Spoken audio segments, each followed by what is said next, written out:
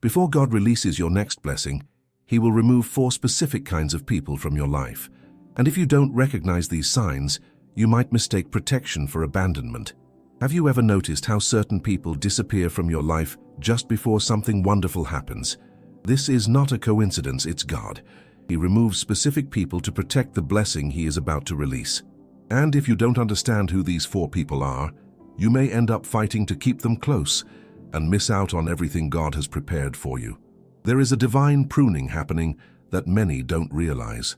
Before God delivers His greatest blessings into your hands, He often removes specific people from your circle. This is not cruelty, but divine protection. The great preacher Charles Spurgeon once reminded us that God's pruning is always purposeful. He said that the Lord never cuts away what is healthy, only what hinders growth. In our spiritual journey, we must understand that divine removal is divine love in action. When God begins to prepare you for promotion, He starts by protecting you from those who would poison your purpose. Scripture declares in Proverbs 27 verse 17, "As iron sharpens iron, so one person sharpens another." But what happens when the iron in your life has become dull, rusty, or even toxic? What happens when those closest to you are not sharpening you but dulling the edge God has placed upon your life? The answer is clear. God removes them, not because He is harsh, but because He is preparing you for something your current circle cannot comprehend. Many believers walk through seasons of profound loneliness and misunderstand what God is doing. They feel abandoned when friends drift away. They feel rejected when family members create distance. They feel confused when doors close and relationships end. But, beloved, what looks like loss is often preparation for gain. What feels like subtraction is actually God making room for multiplication. Charles Spurgeon understood this truth deeply. He experienced seasons where God stripped away the superficial to make room for the substantial. He knew that before great spiritual advancement, there must be great spiritual alignment. You cannot carry everyone into your next season. Some people are assigned to your past, not your future. Some relationships were meant to teach you, not accompany you. Some connections were seasonal, not eternal. The painful truth that many refuse to accept is this: not everyone can go where God is taking you. Not everyone has the spiritual capacity to handle your next level. Not everyone will celebrate what God is about to do in your life. And if you try to drag them along, you will delay your own breakthrough. You will miss your moment. You will forfeit your blessing because you refuse to let go of what God was removing. Consider the story of Abraham. God called him to leave his country, his people, and his father's household to go to the land God would show him. This was recorded in Genesis 12 verse 1. Abraham had to leave behind the familiar. He had to separate from those who could not see what he saw. He had to trust God enough to walk away from comfort and into promise, and because he obeyed, he became the father of many nations. His obedience to divine removal resulted in generational blessing. The same principle applies to your life today. God is calling you higher, but you cannot ascend while holding on to weights. Hebrews 12 verse 1 instructs us to throw off everything that hinders and the sin that so easily entangles. Sometimes what hinders us is not sin, but people.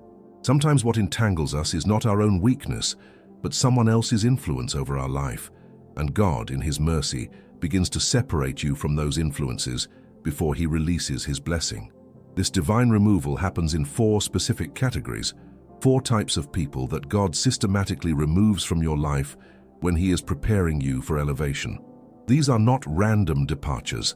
These are strategic separations orchestrated by the hand of God Himself. And when you understand who these 4 people are, you will stop mourning their exit and start preparing for your entrance into the blessing God has reserved for you. The first person God removes is the dream killer. This is the individual who cannot see your vision because they have no vision of their own. They mock your faith, they minimize your gifts, they question your calling. Every time you speak about what God has placed in your heart, they find a reason why it will not work. They disguise their doubt as concern. They package their jealousy as practicality. But make no mistake, they are assigned by the enemy to abort your destiny before it is born. Proverbs 29 verse 18 tells us, "Where there is no vision, the people perish." But the reverse is also true. Where there is vision, people without it will try to make you perish. They will try to kill your dream with their words. They will try to suffocate your faith with their unbelief. They will try to reduce you to their level of limitation because your potential exposes their complacency, and God will not allow them to remain in your inner circle when He is about to release something great. Before God opens doors for you, He closes relationships with those who would convince you not to walk through them. Before God enlarges your territory, He removes those who would make you feel guilty for wanting more. Before God elevates you, He eliminates the voices that would keep you small. This is not punishment, this is preparation. This is God protecting the seed of destiny He has planted within you from those who would trample it before it could grow.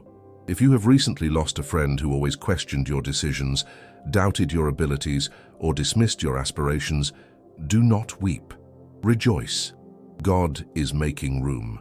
If someone who once was close has suddenly become distant, and that person always had a negative word when you shared your vision, understand this.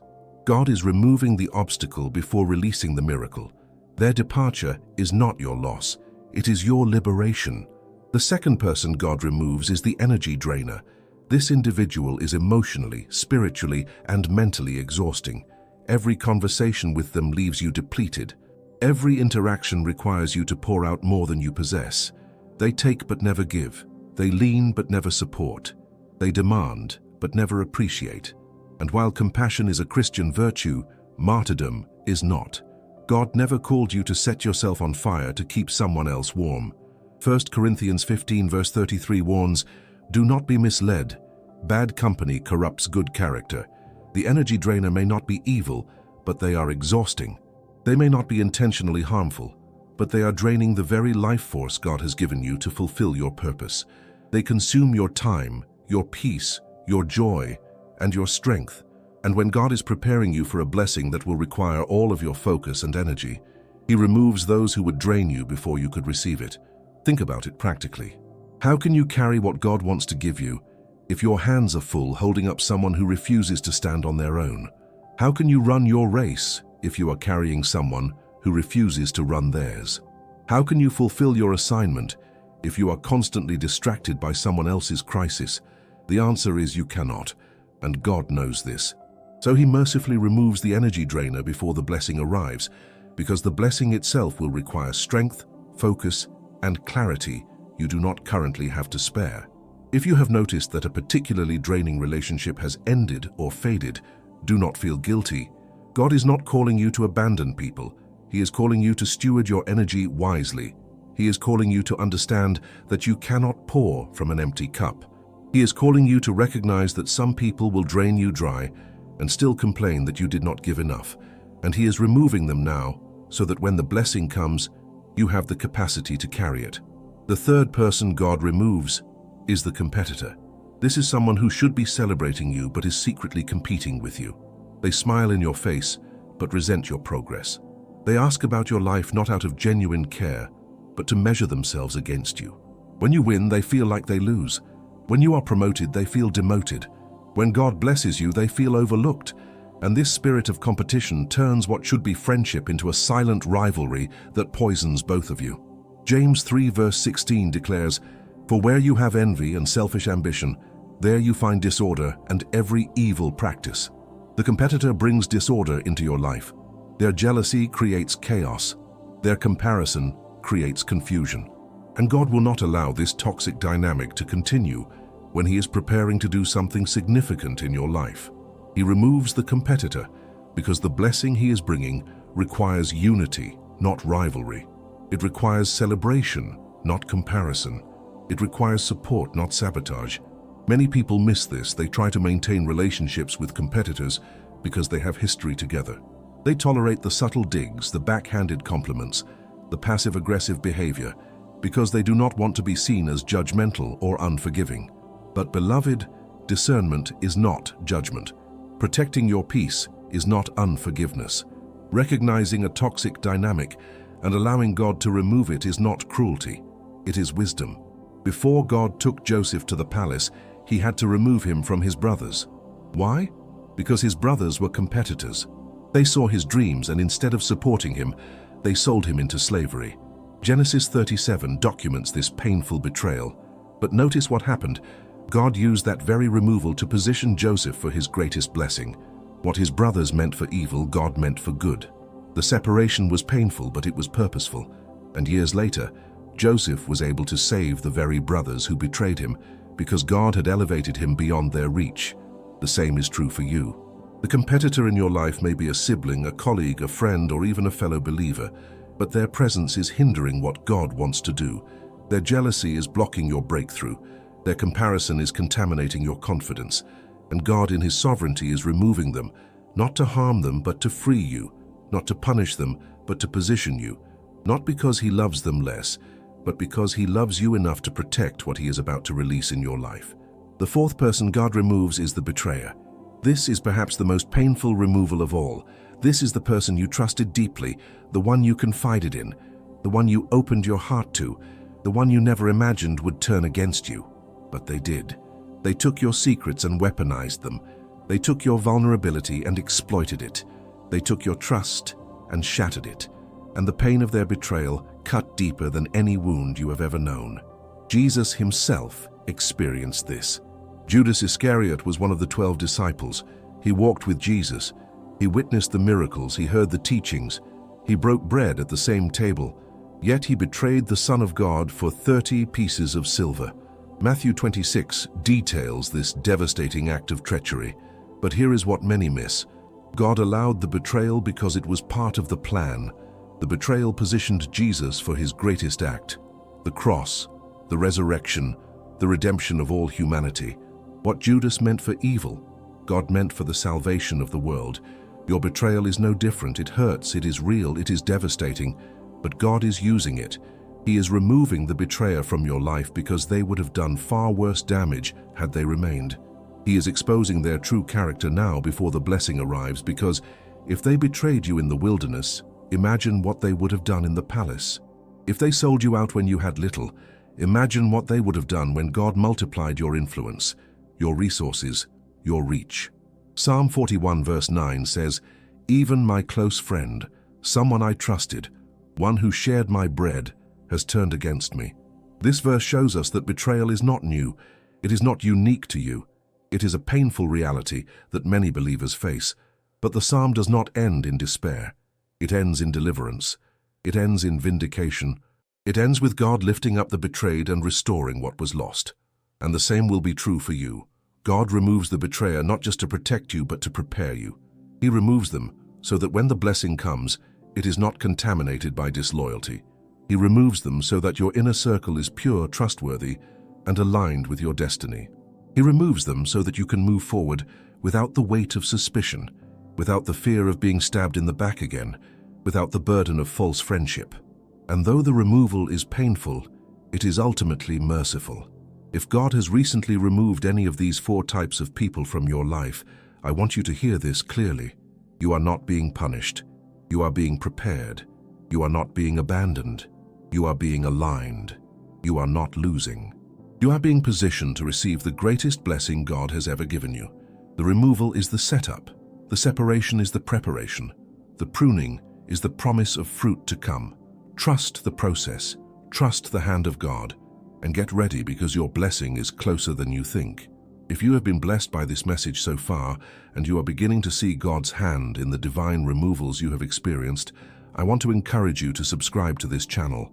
There is so much more wisdom we are going to unpack together. And if you are hungry for deeper intimacy with God and practical tools to strengthen your spiritual walk, I invite you to check out our ebook, 21 Days to Restore Your Intimacy with God. You will find the link in the first pinned comment below. This resource has transformed countless lives, and I believe it will transform yours too. Understanding why God removes these 4 types of people is only the beginning. The deeper question is, what happens in the space they leave behind? Many believers make the mistake of rushing to fill the void. They panic in the silence. They fear the emptiness. They immediately seek new relationships to replace the old ones because they cannot bear the season of solitude. But this is where most people forfeit their blessing. There is a sacred space between removal and replacement.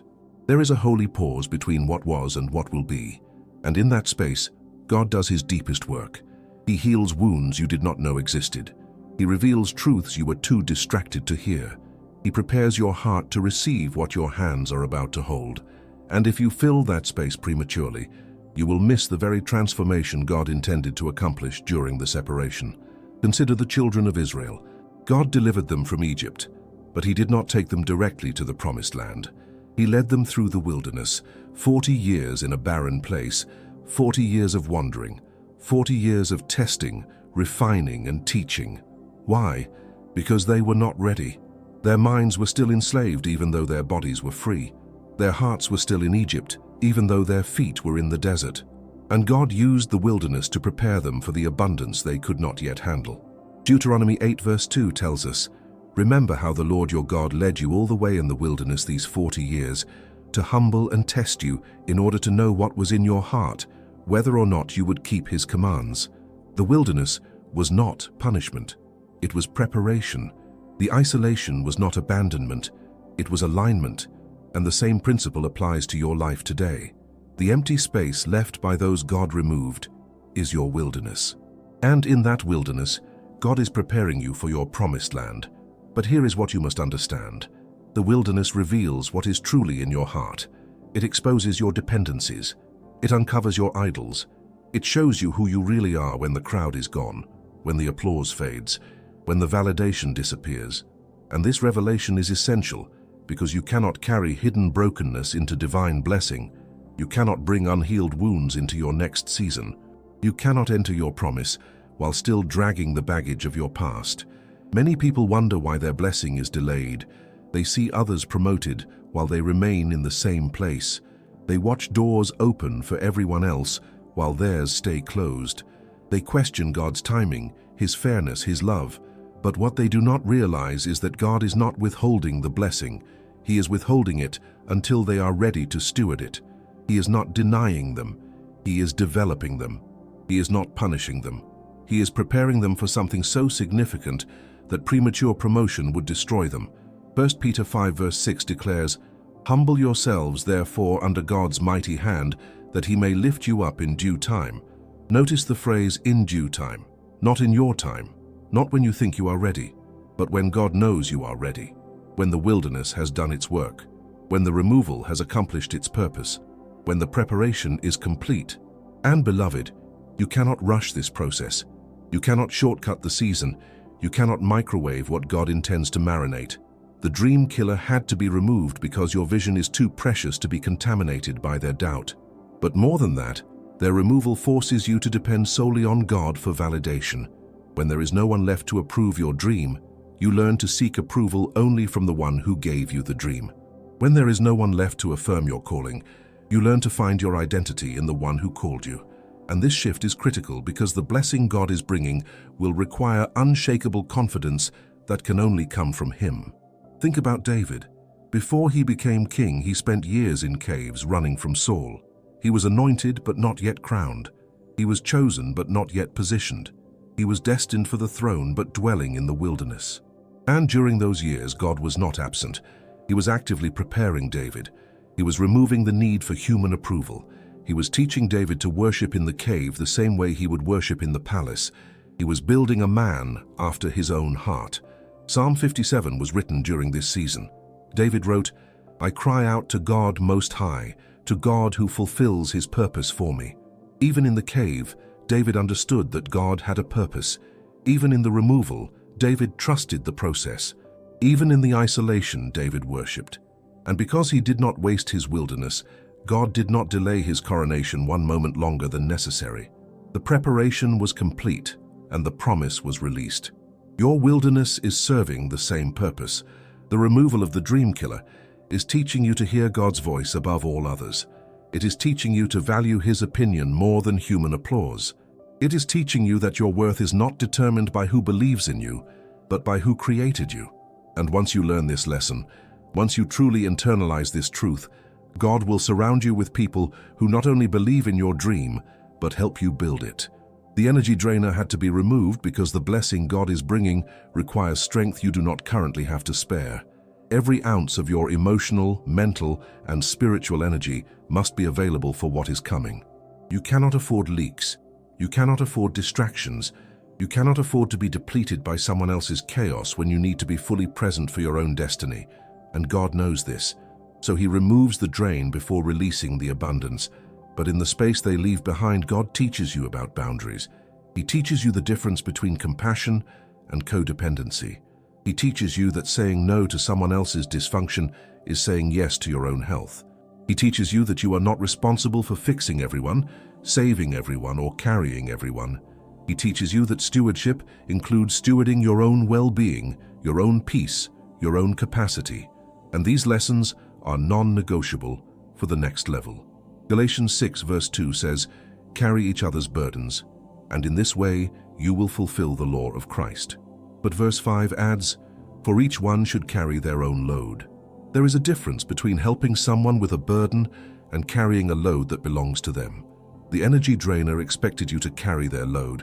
They expected you to manage their emotions, solve their problems, and fix their life while neglecting your own. And God is teaching you in their absence that this was never His design. When the energy drainer is gone, you suddenly have time you did not have before. You have peace you could not access before. You have clarity you could not see before. And in that time, that peace, that clarity, God begins to download strategy. He begins to reveal the blueprint for your next season. He begins to show you the details of the blessing He has been preparing. But you could not receive this revelation while you were exhausted. You could not hear His voice while you were overwhelmed. You could not see His plan while you were consumed with someone else's crisis. The competitor had to be removed because the blessing God is bringing is not about comparison. It is about calling. It is not about being better than someone else. It is about becoming who God created you to be. And as long as the competitor was present, you were measuring your progress by their standard instead of God's. You were defining your success by their failures, or your failures by their success. And this dynamic kept you trapped in a cycle of insecurity that God is now breaking. In their absence, God is teaching you about your unique design. He is showing you that your calling is not in competition with anyone else's. He is revealing that His blessings are not limited, not scarce, not reserved for only a select few.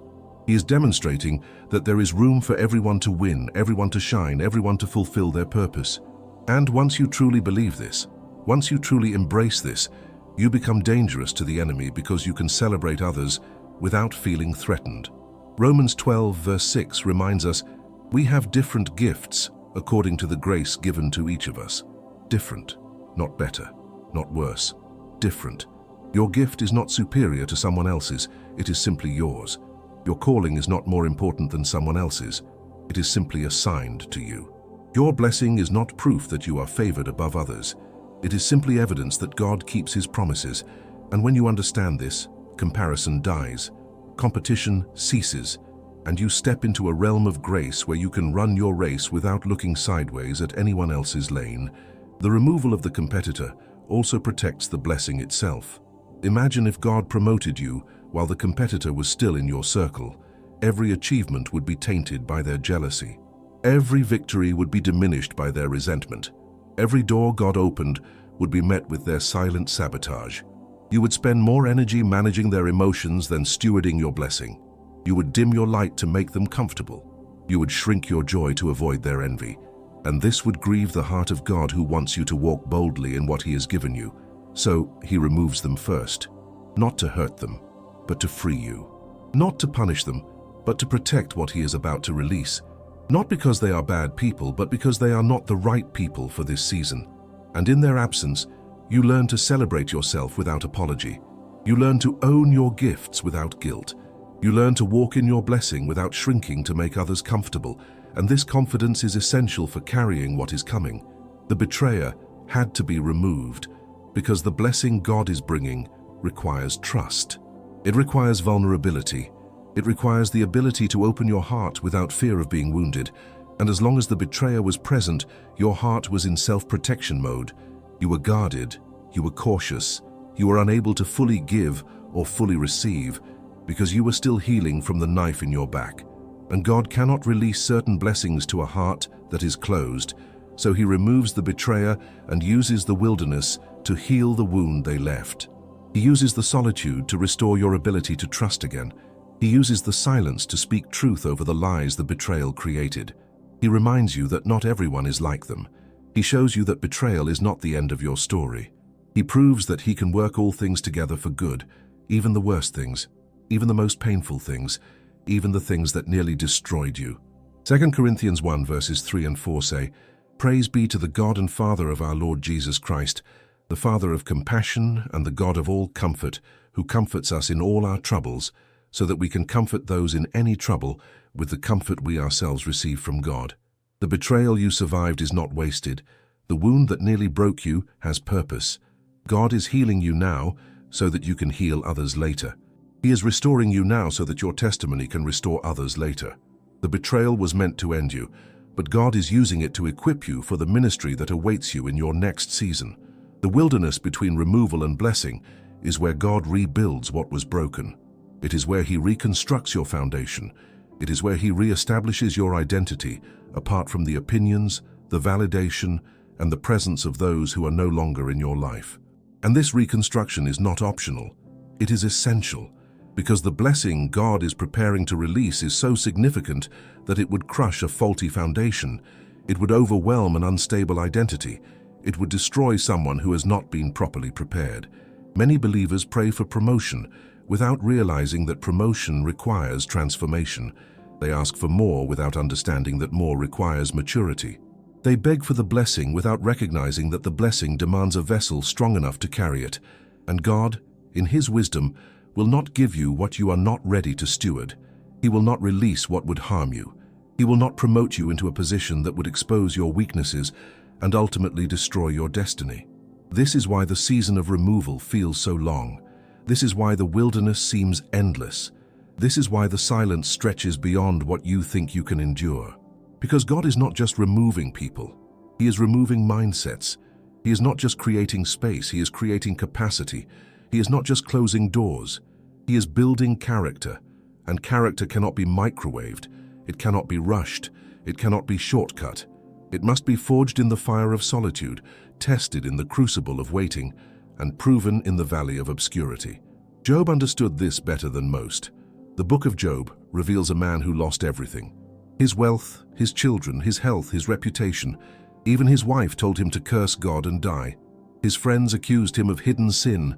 He sat in ashes, scraping his sores with broken pottery, wondering why God had allowed such devastation.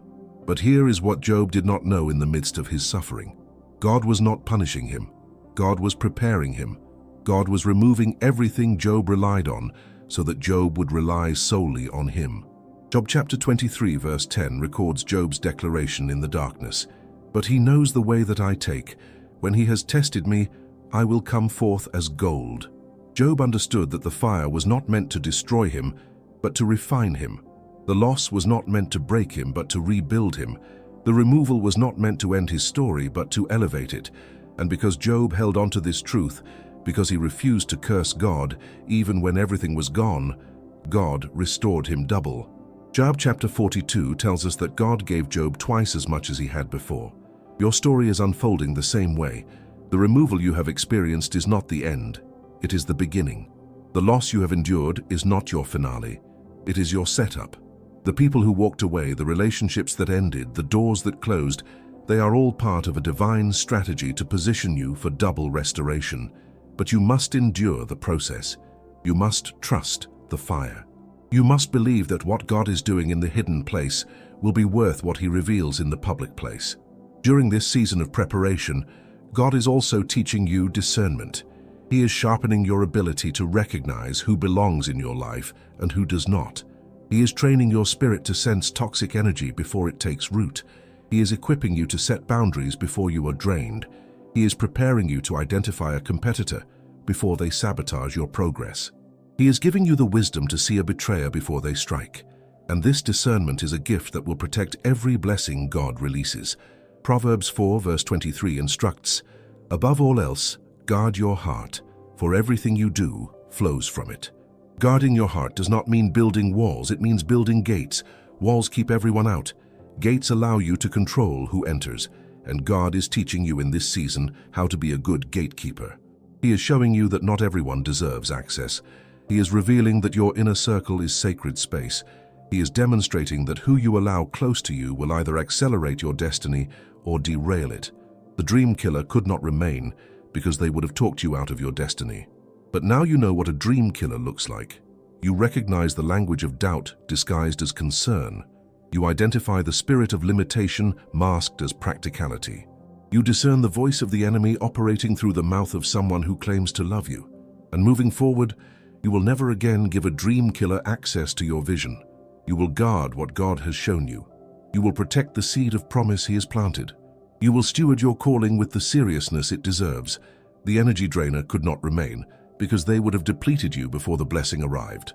But now you understand what healthy reciprocity looks like.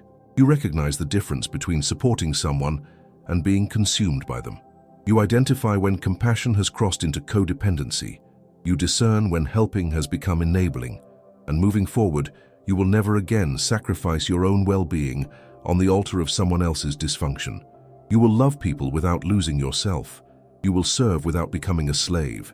You will give without being drained dry. The competitor could not remain because they would have poisoned your promotion with their jealousy. But now you understand what true friendship looks like. You recognize the difference between someone who celebrates you and someone who tolerates you. You identify when support is genuine versus when it is performative. You discern the spirit of envy even when it is dressed in smiles. And moving forward, you will only allow people in your circle who genuinely want to see you win. You will surround yourself with those who cheer louder when you succeed than they did when you struggled. The betrayer could not remain because they would have sabotaged your blessing from the inside. But now you understand what loyalty looks like. You recognize the difference between true friendship and strategic association. You identify when someone is with you versus when they are just near you.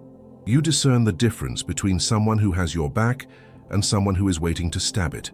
And moving forward, you will build your inner circle with wisdom, discernment, and the guidance of the Holy Spirit. This season of removal is simultaneously a season of revelation. God is not just showing you who does not belong. He is showing you who does. He is not just closing wrong doors. He is preparing to open right ones. He is not just removing toxic people. He is positioning divine connections. And the people God is about to bring into your life will be so radically different from those He removed that you will finally understand why the separation was necessary. Ecclesiastes 3 verse 1 declares, "There is a time for everything, and a season for every activity under the heavens." There was a season for those relationships, and now that season has ended. There is a season of solitude, and you are in it. But there is also a season of divine connection, and it is coming. God is aligning you with people who will not just tolerate your calling, but participate in it. People who will not drain your energy, but multiply it. People who will not compete with your success, but contribute to it. People who will not betray your trust, but honor it. But these divine connections cannot come while you are still holding on to wrong connections. You cannot receive the right people while your hands are full of the wrong ones.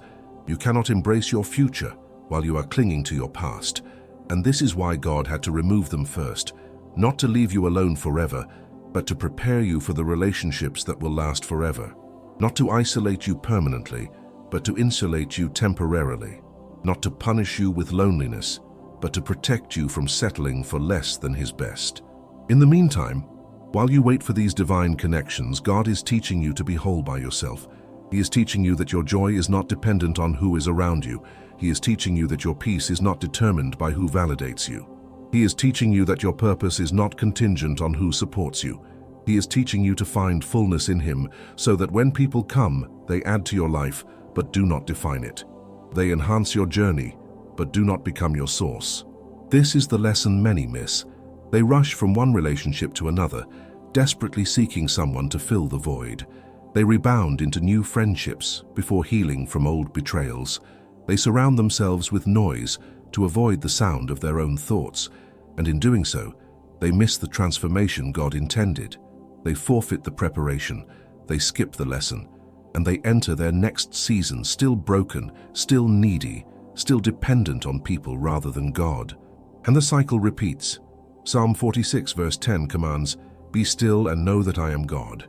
Be still, stop running, stop filling the space prematurely, stop avoiding the discomfort of solitude. Be still and let God do what only He can do in the silence. Know that He is God. Know that He is enough. Know that His presence is sufficient. Know that His voice is clear when the noise of others is gone. And in that knowing, in that stillness, in that sacred space, you will be transformed from who you were into who you are destined to become. The blessing that is coming is not just material. It is not just about what you will have. It is about who you will become. It is about the character you will carry. It is about the integrity you will embody. It is about the faith you will demonstrate. It is about the testimony you will possess. And all of this is being formed in the wilderness. All of this is being built in the waiting. All of this is being established in the season of removal. And when the blessing finally comes, you will not just receive it. You will be ready for it. You will be equipped for it. You will be transformed enough to steward it without losing yourself, without compromising your values, without forgetting the God who brought you through. The greatest test of your maturity is not how you respond when God adds to your life, but how you respond when He subtracts from it. Anyone can praise God when doors are opening. Anyone can worship when blessings are flowing. Anyone can have faith when everything is going according to plan, but it takes a mature believer to trust God when He is stripping away what you thought you needed. It takes spiritual depth to worship in the wilderness. It takes unshakable faith to declare His goodness when your circle has shrunk, your support has vanished, and your friendships have dissolved. This is the test you are in right now. God is watching to see how you will handle the removal. Will you become bitter or better? Will you close your heart or open it wider to Him? Will you question His love or trust His wisdom? Will you rush to fill the void or wait for Him to fill it with exactly who and what you need? Your response to this season will determine how quickly you move into the next one. Your attitude during the pruning will dictate the quality of the fruit you produce after it. Hebrews 12 verses 5 and 6 remind us, "My son, do not make light of the Lord's discipline, and do not lose heart when He rebukes you, because the Lord disciplines the one He loves, and He chastens everyone He accepts as His son." The removal is not rejection. It is discipline. It is not abandonment. It is acceptance. God only prunes the branches He intends to use. He only refines the vessels He plans to fill. He only prepares the ground He intends to plant. And if He is removing people from your life, it is because He has accepted you as His own, and He is preparing you for purpose. Too many believers interpret divine removal as divine rejection. They see the loss and assume they have done something wrong. They watch relationships end and conclude that God is angry with them. They experience the wilderness and believe they are being punished. But this could not be further from the truth. The removal is evidence of His love, not His anger. The pruning is proof of His purpose, not His punishment. The wilderness is a sign of preparation, not abandonment. And once you shift your perspective, once you see the removal through the lens of divine love rather than human loss, everything changes. Consider the vine and the branches. Jesus said in John 15 verse 2, "He cuts off every branch in me that bears no fruit, while every branch that does bear fruit He prunes so that it will be even more fruitful." Notice that even the fruitful branches get pruned. Even the productive branches get cut. Even the branches that are already yielding results still go through seasons of trimming. Why? Because God is not satisfied with where you are. He is calling you higher. He is demanding more fruit. He is preparing you for greater impact. And that requires removal of anything that would limit your growth. The dream killer, the energy drainer, the competitor, and the betrayer are all branches that needed to be cut. They were drawing nutrients meant for your growth. They were consuming resources meant for your development. They were occupying space meant for fruitful relationships. And as long as they remained attached to your life, your growth was stunted. Your potential was capped. Your fruit was limited. So God, the master gardener, took His shears and made the cuts necessary for you to flourish. And though the cutting hurts, though the pruning is painful, though the removal feels like loss, it is actually the pathway to abundance. After the removal comes the repositioning. God is not just taking people away. He is moving you into alignment. He is shifting you into position. He is placing you exactly where you need to be for the blessing to find you. And sometimes that requires geographical moves. Sometimes it requires career changes. Sometimes it requires leaving what is comfortable to step into what is ordained. But whatever it requires, God is orchestrating every detail to ensure that when the blessing is released, you are standing in the right place to receive it. Think about Ruth. She lost her husband. She lost her security. She lost her future as she knew it. But in her loss, she made a decision that changed her destiny. She decided to stay with Naomi. She decided to leave her homeland. She decided to follow God even when it made no sense. And that decision positioned her in a field where Boaz would notice her. It positioned her for favor she could not have predicted.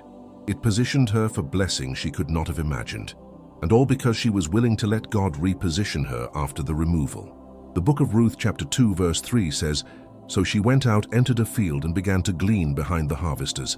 As it turned out, she was working in a field belonging to Boaz, who was from the clan of Elimelech." As it turned out, this was not luck. This was not coincidence. This was divine positioning. God orchestrated the removal, the relocation, and the repositioning to bring Ruth into the exact field where her blessing was waiting, and He is doing the same for you. The removal has already happened. The repositioning is happening now, and the blessing is waiting in the field God is leading you to. But you have to be willing to move. You have to be willing to follow His leading, even when you do not understand where He is taking you. You have to be willing to enter new spaces, meet new people, and step into new opportunities without the comfort of familiar faces. You have to be willing to trust that the God who removed the wrong people is capable of connecting you with the right ones. And this requires courage. It requires faith. It requires a willingness to risk being hurt again because you believe that what God has for you is worth the vulnerability. Many people stay stuck after the removal because they are afraid to move forward. They are afraid to trust again. They are afraid to open their hearts. They are afraid that history will repeat itself. So they build walls, shut down emotionally, and isolate themselves permanently. And in doing so, they block the very blessing God removed people to make room for. They sabotage their own breakthrough because they cannot let go of the pain from their past. They forfeit their future because they are still imprisoned by what happened yesterday. But God is calling you out of that prison. He is calling you to take the risk. He is calling you to trust Him one more time. He is calling you to believe that not everyone will hurt you like they did. He is calling you to step forward in faith, knowing that He is ordering your steps. Psalm 37 verse 23 assures us, "The Lord makes firm the steps of the one who delights in Him." Your steps are being ordered. Your path is being cleared. Your blessing is being prepared. And all you have to do is keep walking. The removal was necessary, but it was not the end. The pruning was painful, but it was not permanent. The wilderness was isolating, but it was not your final destination. God has been using every moment of this season to prepare you for what He is about to do. And what He is about to do is so much greater than what you lost. The relationships He is about to bring will be so much healthier than the ones He removed. The doors He is about to open will be so much bigger than the ones He closed. The blessing He is about to release will be so much more significant than anything you have ever experienced. But here is the key. You have to let go of the old to receive the new. You have to release what was to embrace what will be. You have to stop mourning the removal and start preparing for the arrival. You have to shift from a posture of grief to a posture of expectancy. You have to move from looking backward to looking forward. You have to transition from asking why they left to asking what is next. And when you make this shift, when you change your perspective, when you align your heart with God's purpose, everything accelerates. Suddenly, doors start opening that you did not even knock on. Suddenly, people start appearing that you did not even seek. Suddenly, opportunities start presenting themselves that you did not even apply for. Why? Because you have been positioned. You have been prepared. You have been made ready, and God is now releasing what He has been holding until you were ready to receive it. The wait is over. The wilderness is ending. The preparation is complete, and the blessing is on its way. Isaiah 43 verse 19 declares, "See, I am doing a new thing. Now it springs up, do you not perceive it? I am making a way in the wilderness and streams in the wasteland." God is doing a new thing in your life. He is making a way where there seems to be no way. He is bringing streams of blessing into the wasteland of your waiting. He is turning your desert into a garden. He is transforming your mourning into dancing. He is converting your loss into gain. And it is happening now, not someday, not eventually, now. The new thing God is doing requires new people. It requires fresh relationships. It requires divine connections that understand where you are going, not just where you have been. And these people are coming. God is sending them. He is aligning your paths. He is orchestrating meetings that will change the trajectory of your life. But they could not come while the old connections were still there. They could not enter while the wrong people were blocking the door. They could not arrive while you were still trying to resurrect what God had already buried. So let it go. Release the dream killer and trust that God will send dream builders. Release the energy drainer and trust that God will send life givers. Release the competitor and trust that God will send collaborators. Release the betrayer and trust that God will send covenant friends who will guard your heart the way you guard theirs. Let go of what was and make room for what is coming. Stop clinging to the past and start reaching for the future. Stop looking back at who left and start looking forward to who is coming. Because, beloved, your blessing is closer than you think. Your breakthrough is nearer than it appears. Your new season is right around the corner, and when it arrives, you will finally understand why everyone else had to leave. Beloved, if you are in a season where God has removed people from your life, I want you to hear this one more time. You are not being punished. You are being prepared. The removal is not the end of your story. It is the beginning of your greatest chapter. God is making room for something so beautiful, so significant, so life-changing that He had to clear the space first. Trust Him. Trust the process. Trust that every person who walked away, every door that closed, every relationship that ended, was part of a divine strategy to position you for the blessing He has been holding until you were ready. The dream killer had to go so that dream builders could come. The energy drainer had to leave so that life givers could arrive. The competitor had to exit so that collaborators could enter. The betrayer had to be removed so that covenant friends could be revealed. And all of this was orchestrated by a God who loves you too much to let you settle for less than His best. Your blessing is coming, your breakthrough is near, your new season is at the door. Get ready to receive it. Thank you so much for being here today and allowing me to share this message with you. If this word has encouraged your spirit, I invite you to subscribe to this channel so you do not miss the powerful messages we have coming. Hit that like button, leave a comment below sharing how God is moving in your life, and keep watching the videos that will appear on your screen next. There is so much more God wants to speak to you, and if you are hungry to go deeper in your relationship with God, I encourage you to grab our ebook, 21 Days to Restore Your Intimacy with God. You will find the link in the first pinned comment. This resource will transform your prayer life and draw you closer to the heart of God. May the Lord bless you and keep you. May His face shine upon you, and may you walk boldly into everything He has prepared for you. Go in peace.